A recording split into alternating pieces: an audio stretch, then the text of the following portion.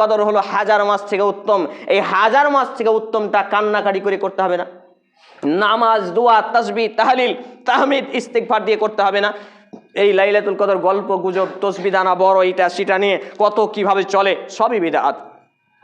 হাজারো অন্যায় আমাদের সমাজে টিকিয়ে রেখেছে আমার মতো টুপি পাঞ্জাবি দাড়িওয়ালা লোকগুলো, শুধুমাত্র পকেট গরম করার জন্য, ধর্ম ব্যবসাকে টিকিয়ে রাখার জন্য।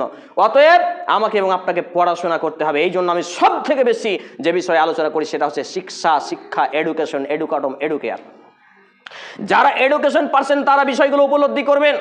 মনে করুন এখন 11 HS কোন শিক্ষা বা মাধ্যমিক পরীক্ষা চলছে, আর আপনি রাত্রি 3টায় লাইলাতুল কদর বা তারাবির পরে বা সেহরির সময় হট্টগোল শুরু করলেন, তার পড়ায় ডিস্টার্ব হবে না?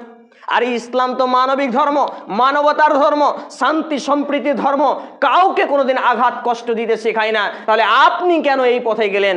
তাই তো আদর্শ ইসলামিক লাইব্রেরি দাওয়াত সেন্টার বিগত 2012 সাল থেকে গুটি গুটি পায়ে এগিয়ে চলছে। আলহামদুলিল্লাহ আমাদের প্রতিষ্ঠান শিরক বিদআত মুক্ত, দল মুক্ত, রাজনৈতিক মুক্তভাবে কাজ করে চলে আসছে। অতএব আমাকে এবং আপনাকে কোরআন এবং সেই সুন্নাহমুখী হতে হবে, কোরআন এবং সেই সুন্নাহকে মান্যতা করতে হবে।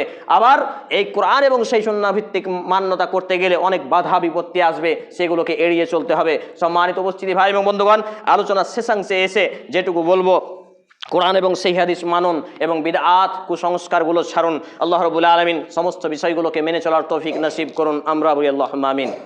হে আল্লাহ রাব্বুল আলামিন, আমরা যারা অসুস্থ আমাদের পূর্ণ সেফায়ে কামেলা আজিলা দিন, আমরা বলি আল্লাহুম্মা আমিন। হে আল্লাহ রাব্বুল আলামিন, আমরা যারা অভাবী আমাদেরকে অভাবমুক্ত জীবিকা নির্বাহ করার তৌফিক নসিব করুন, আমরা বলি আল্লাহুম্মা আমিন।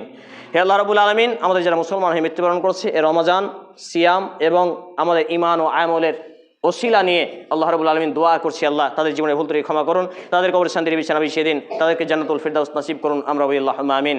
হে আল্লাহ রাব্বুল আলামিন, আমাদের এই উপস্থিত হওয়ার ওসিলাই আজকে রমজান প্লাস জুমআ আমাদের আগামী অক্ট থেকে আজীবন মৃত্যুর আগ পর্যন্ত 5 ওয়াক্ত নামাজি, সামাজি, নেককার, মানবিক হওয়ার তৌফিক নসিব করুন, আমরা বলি আল্লাহুম্মা আমিন।